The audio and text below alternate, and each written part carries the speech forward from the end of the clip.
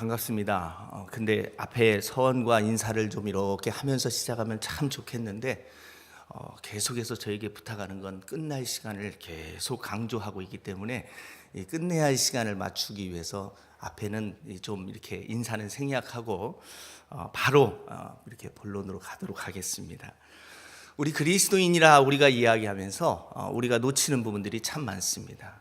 그리스도인들이 제가 볼 때는 논리적 모순 속에서 살아가는 모습들이 있는데 그게 뭐냐면 기도는 하면서 자신이 하고 있는 기도는 믿지 않는다는 겁니다. 열심히 기도하고 나서 기도가 끝나면 그 기도 제목을 가지고 걱정 근심하는 게 그리스도인의 특징인 것 같습니다. 또 하나의 논리 모순이 있습니다. 천국은 가고 싶어 소망하면서 지금 당장 가고 싶어 하지는 않는다는 겁니다. 여러분, 올해의 소망이 무엇입니까? 이렇게 인사하는 건 굉장히 좋아할 겁니다. 이 새벽 기도 때는 이렇게 옆 사람과 인사하는 것이 좀 금지했으면 좋겠는데 생얼이기 때문에, 그러나 오늘만큼은 이렇게 인사했으면 좋겠습니다. 아프지도 말고 죽지도 말고 이 땅에서 영원히 사시기 바랍니다 하고 한번 인사하시기 바랍니다.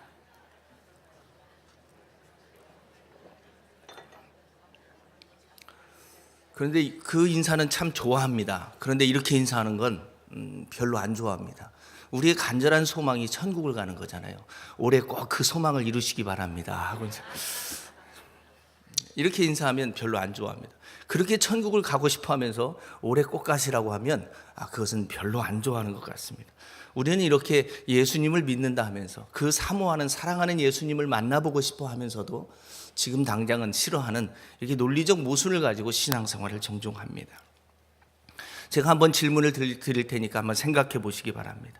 예수 그리스도를 믿어 구원을 받는다면 우리에게 왜 율법이 필요할 걸까요?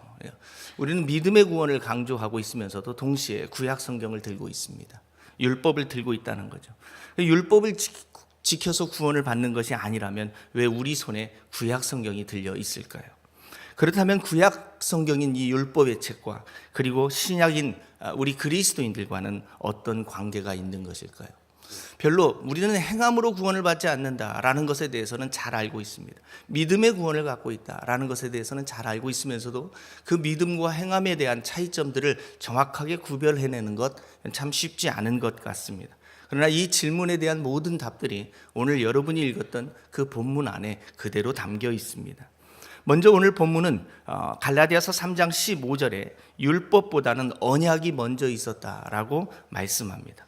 이제 성경을 갈라디아서를 보면 언약과 율법이라는 두 단어가 등장하고 있음을 보게 될 겁니다. 15절에 형제들아 내가 사람의 예대로 말하노니 사람의 언약이라도 정한 후에는 아무도 패하거나 더하지 못한다, 이렇게 말씀합니다. 하나님은 아브라함과 언약을 맺었습니다. 그리고 율법은 모세를 통해서 하나님께서 주셨습니다. 그러니까 모세보다는 아브라함이 먼저 있었기 때문에 언약이 율법보다 먼저 있었다라는 걸 우리에게 증언해 주고 있는 거죠. 근데 15절에 언약이다라고 말씀하고 있는 이 언약은 원래 원어적 의미가 유언이다라는 뜻입니다. 그러니까 사람의 유언이라도 어떤 얘기입니까? 유언장에 법적인 효력을 갖고 있는 것처럼, 적법하게 공증을 받은 유언장에는 법적인 효력을 갖는 것처럼 하나님의 언약 또한 이런 유언처럼 법적 효력을 가지고 있다라고 말씀하는 겁니다. 그래서 사람의 유언도 이미 정해진 후에는 폐할 수 없는 것, 더해질 수 없는 것처럼 하나님의 유언도 하나님의 언약도 동일하다라고 말씀하는 거죠. 그래서 갈라디아서 3장 17절에 내가 이것을 말하노니 하나님께서 미리 정하신 언약을 430년 후에 생긴 율법이 폐하지 못하고 그 약속을 헛되게 하지 못한다. 다시 말해서 이 말씀은 어느 누구도 언약을 깨트릴 수 없음을 말씀하는 겁니다. 사람들은 아마도 이렇게 생각할 겁니다. 하나님께서 아브라함과 언약을 맺었습니다. 그런데 그 후에 모세를 통해서 하나님께서 새로운 율법을 주셨습니다.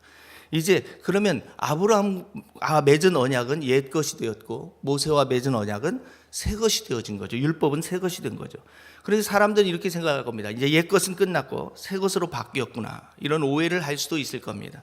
그런데 이 오해에 대해서 성경은 단호히 이렇게 말씀합니다. 다시 봅니다. 3장 17절입니다.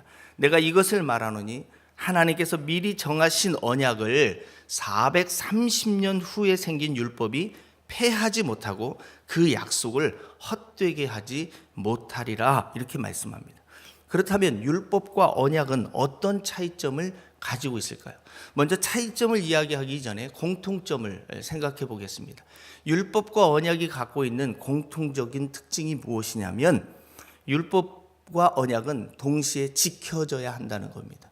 율법도 반드시 지켜야 하고 언약도 지켜야 하는 겁니다. 그런데 율법과 언약의 차이점은 무슨 차이점을 갖고 있냐면 지키는 대상이 다르다는 겁니다. 언약을 지키는 것은 언약의 주체자가 지키는 것이고 율법은 받은 사람이 지키는 겁니다. 이 말은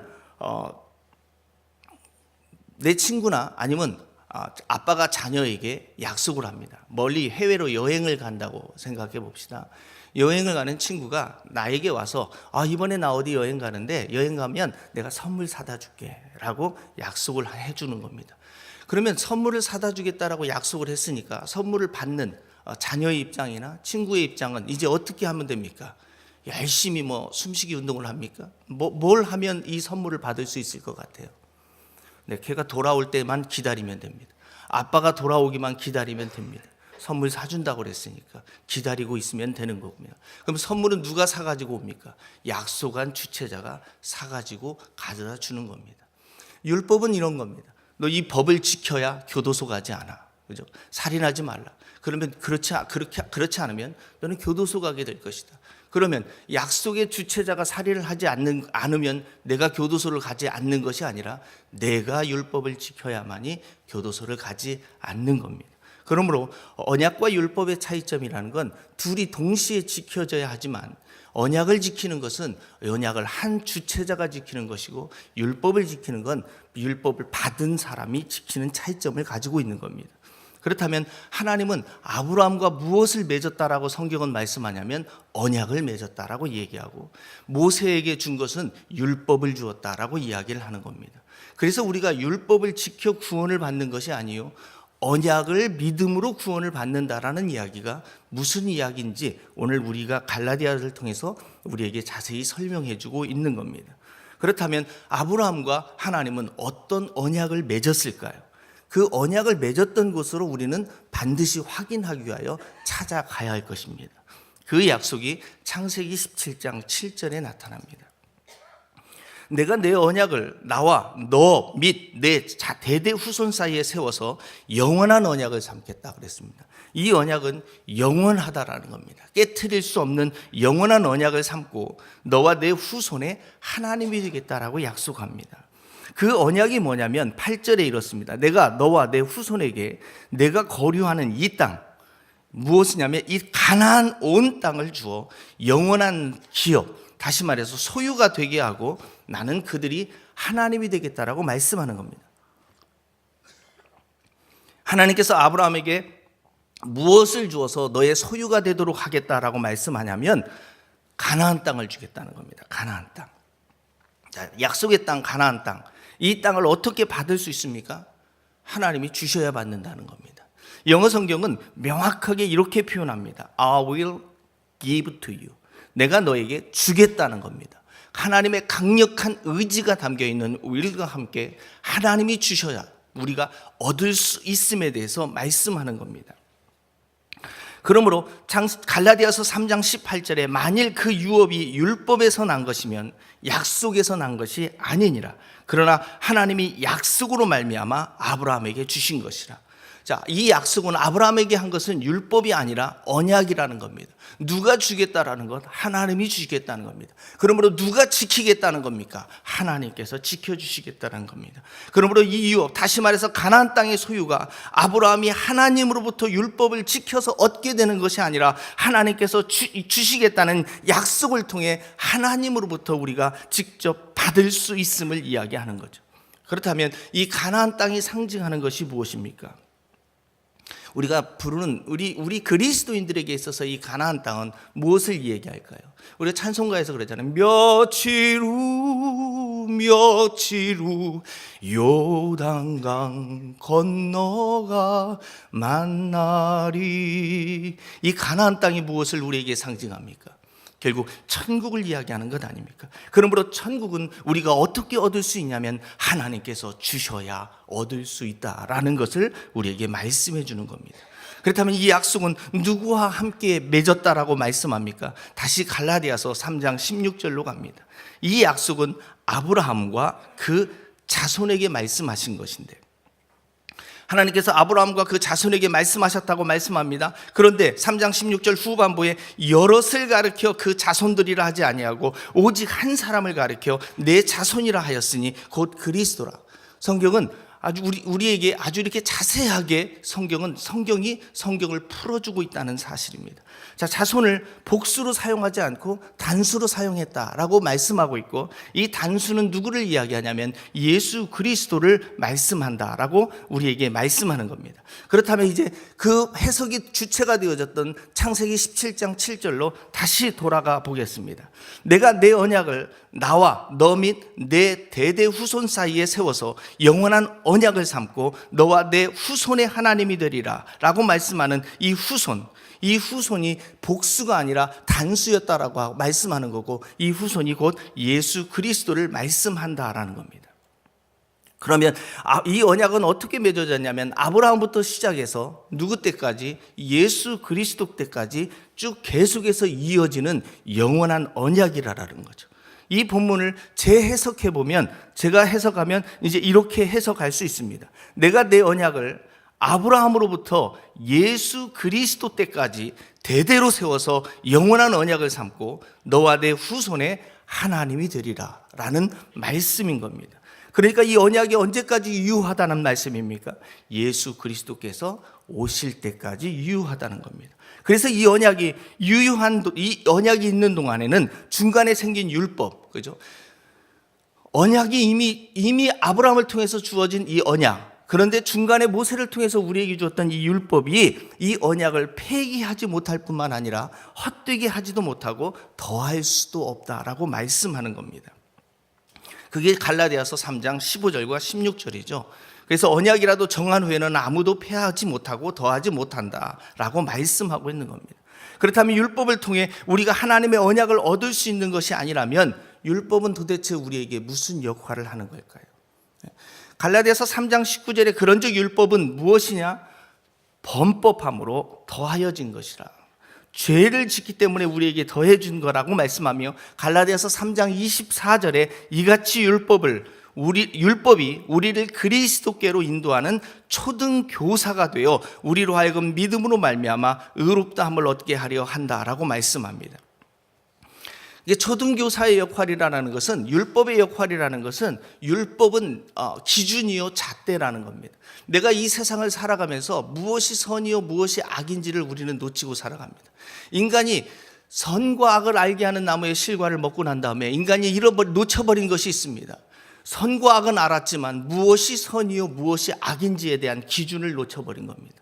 그래서 인간은 그 다음부터 선과 악은 어디에 있냐면 내 마음대로입니다. 내가 보기에 좋으면 선이고 내가 싫으면 악이 되어져 버린 거죠. 그래서 하나님께서는 무엇이 선이요 무엇이 악인지를 명확하게 구분하기 위해서 우리의 손에 들려준 게 바로 율법이라는 겁니다. 잣대라는 거예요. 뭔가 센티미터를 재고 싶은데 이 길이를 재기 위해서는 자가 필요한 거죠. 자 없이는 정확한 길이가 나오지 않는 겁니다. 내가 죄인인지 아닌지를 알 수 있는 방법이 없는 겁니다. 그래서 우리는 율법을 통해서, 내가 그 율법을 지키려고 준 것이 아니라 율법을 통해서 죄인 되어졌음을 깨닫고 하나님 앞에 나아오라라고 우리에게 준 겁니다. 그래서 이 율법이 언제까지 필요했냐면 갈라디아서 3장 19절에 천사들을 통해서 한 중보자의 손으로 베푸신 것인데 약속하신 자손이 오기까지 필요했다라는 거죠. 여기서 중보자는 누구냐면 모세이고 약속하신 자손은 예수 그리스도입니다. 그러므로 율법은 언약의 완성이신 예수 그리스도께서 오실 때까지만 필요하다라고 말씀하는 거죠. 그래서 마태복음 11장 13절에 모든 선지자와 율법이 예언한 것은 요한까지다라고 말씀하는 겁니다. 이제 구약을 통해서 아브라함과 하나님께서 어떻게 언약 체결을 하게 되어졌는지 이 언약 체결식장으로 우리는 한번 가보려고 합니다. 하나님과 아브라함이 언약을 맺을 거 아니에요. 그죠? 언약 체결식이 이루어지는 겁니다. 그게 창세기 15장 8절에 보면 이 언약 체결이 이루어집니다.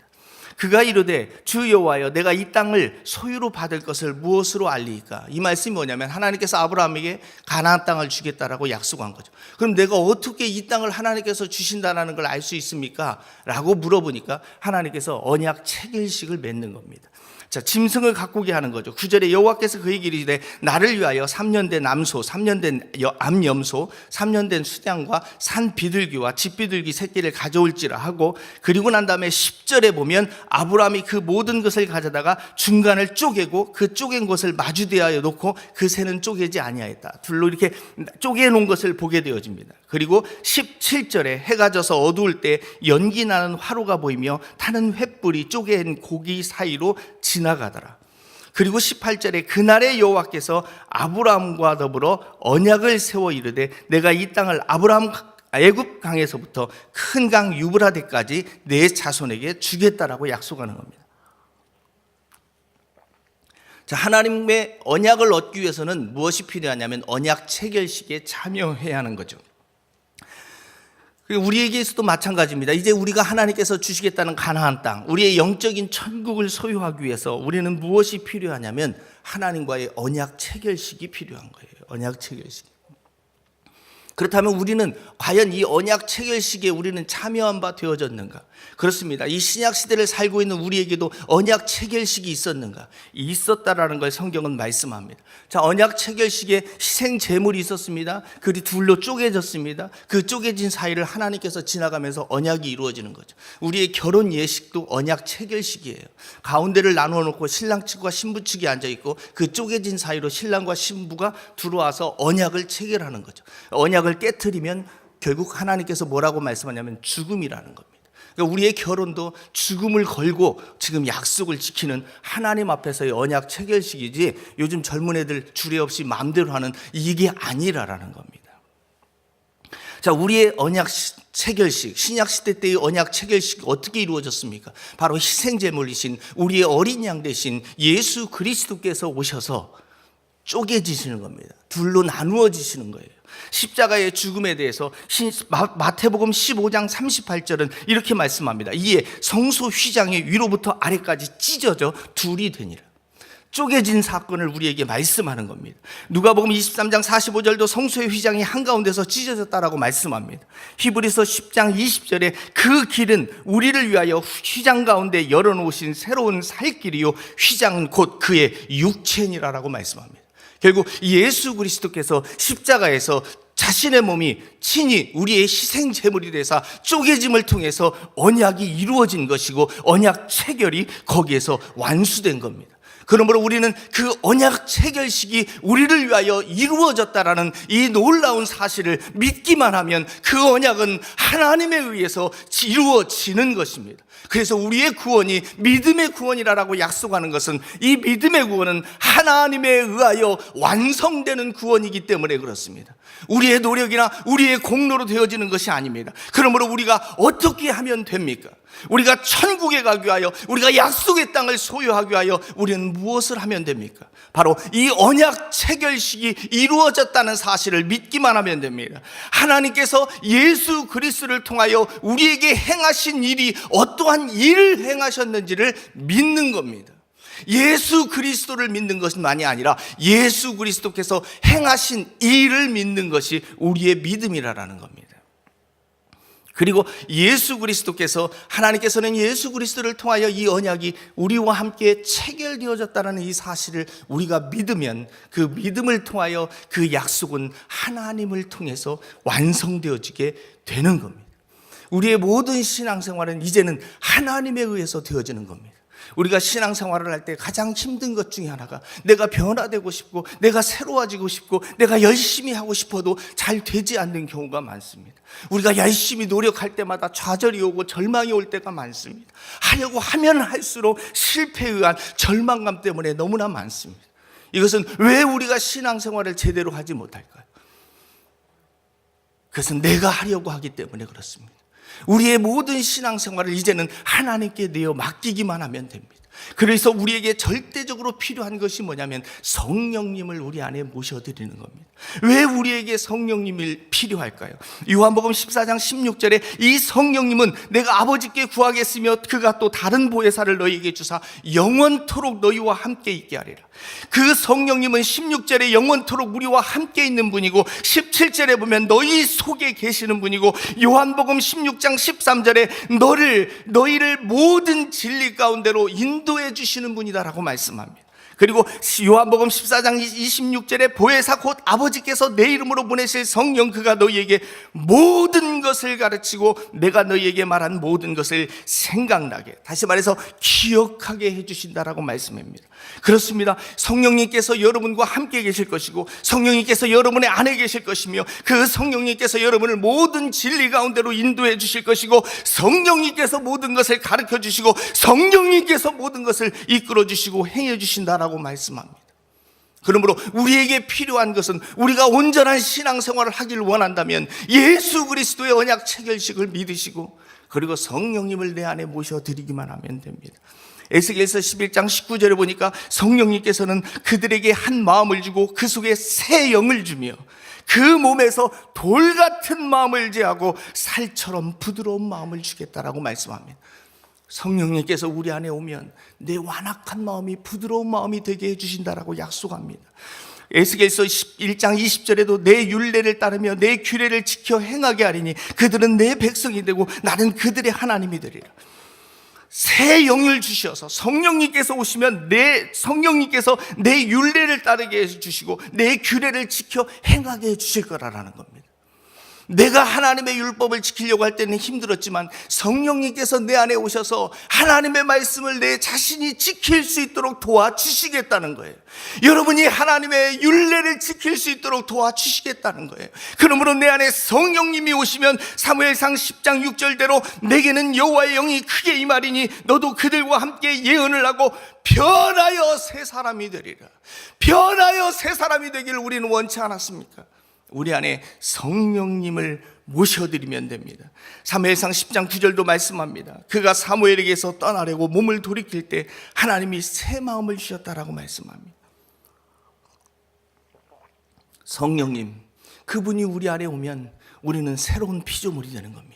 성령님, 그분이 우리 안에 오면 그분이 우리를 도우셔서 우리로 하여금 온전한 그리스도인이 되게 해 주실 것입니다. 그래서 내 안에 성령님이 모셔드리기만 하면 됩니다. 그렇다면 우리는 어떻게 성령님을 모실 수 있을까요? 사도행전 2장 38절은 명확하게 이렇게 말씀합니다. 베드로가 이르되 너희가 회개하여 각각 예수 그리스도의 이름으로 침례를 받고 죄사함을 받으라. 그리하면 성령의 선물을 받게 되리니. 이 말은 무엇을 얘기합니까? 그리스도인이 되라라는 겁니다. 예수 그리스도를 여러분의 마음에 주님이 되게 하라라는 겁니다. 예수 그리스도가 내 안에 주인이 되려면 내가 죽어야 합니다. 갈라디아서 2장 20절은 이렇게 말씀합니다. 내가 그리스도와 함께 십자가 예 못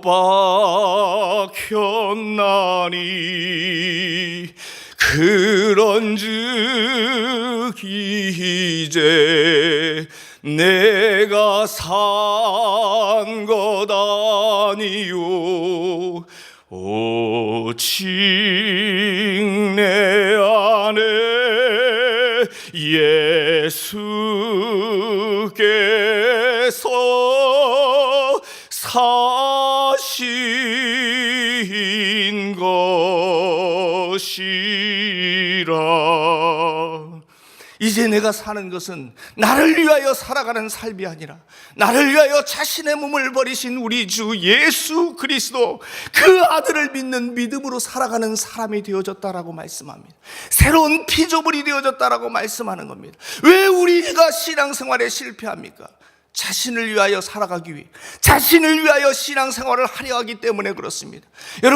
여러분이 진정한 그리스도인입니까? 우리가 하나님의 사람입니까? 그러면 더 이상 자신을 위하여 살지 않아야 돼요. 내가 죽어야만이 성령님께서 나의 주인이 될 수 있어요. 내가 십자가에 예수 그리스도와 함께 못 박힐 때 나는 진정한 그리스도인이라 칭함을 입게 될 겁니다. 그래서 사도 바울은 이렇게 고백합니다. 형제들아, 내가 그리스도 예수 우리 주 안에서 가진 바 너희에게 대한 나의 자랑을 두고 단언하노니 나는 날마다 죽노라. 내가 날마다 죽어지지 아니하면 내가 진정한 그리스도인이 될 수 없습니다. 내가 날마다 죽어지지 아니하면 나는 하나님의 사람이라 칭함을 받을 수 없는 거예요.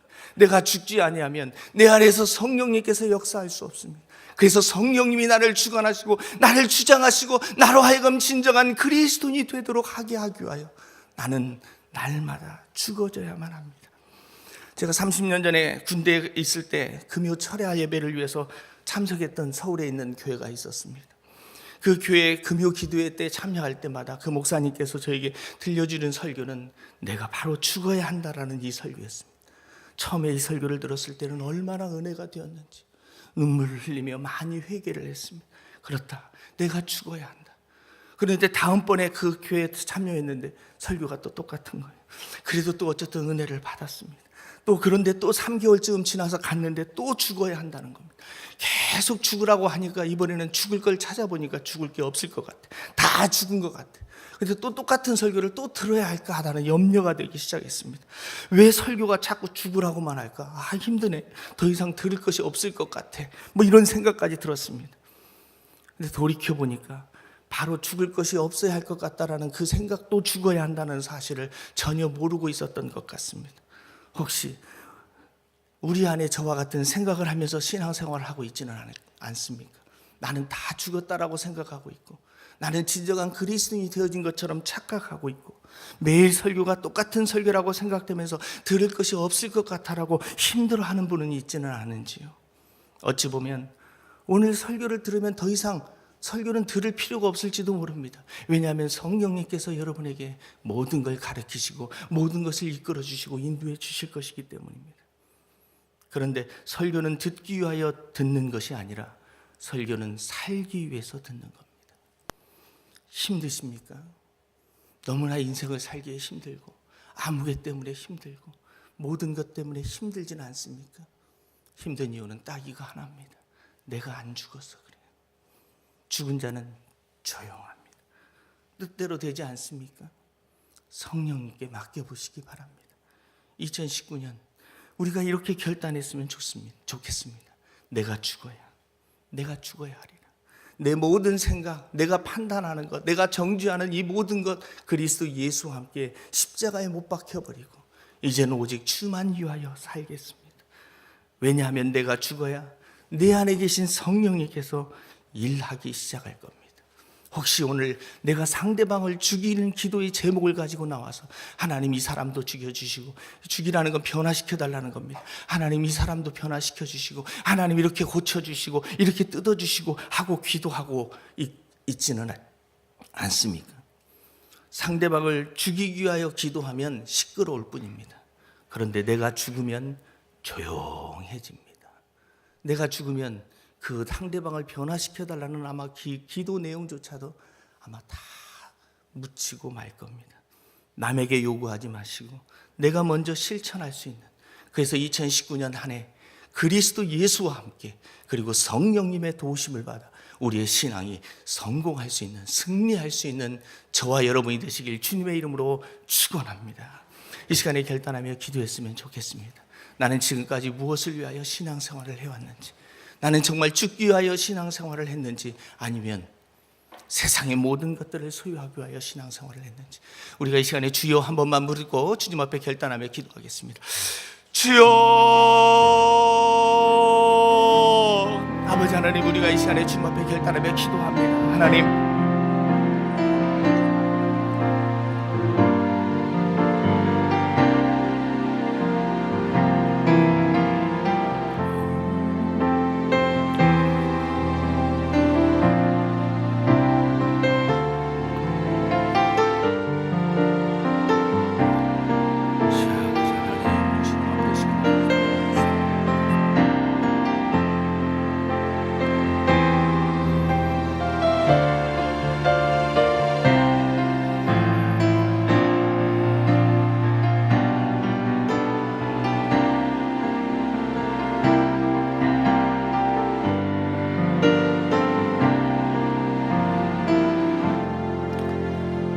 그렇습니다, 주님. 이제는 우리의 구원이 우리의 노력과 공로가 아닌 오직 예수 그리스도의 공로로 인하여 주님에 의하여 이루어진다라는 이 놀라운 사실을 깨닫게 하심에 감사를 드립니다. 이제는 그러한 진정한 그리스도인이 되기 위하여 내가 오직 예수 그리스도와 함께 십자가에 못 박아 죽게 하시고 내 안에 계신 성령님께서만 역사할 수 있도록 주님 도와주옵소서. 지금은 우리 주 예수 그리스도의 은혜와 아버지 하나님의 크신 사랑하심과 성령님의 역사 교통 충만케 하심이 오늘 이 자리에서 하나님의 언약을 통한 이 구원의 완성을 사모하며 내가 죽기를 간절히 간구하는 주의 사랑하는 영혼들 위해 지금부터 영원까지 함께 하옵기를 축원하옵나이다. 아멘.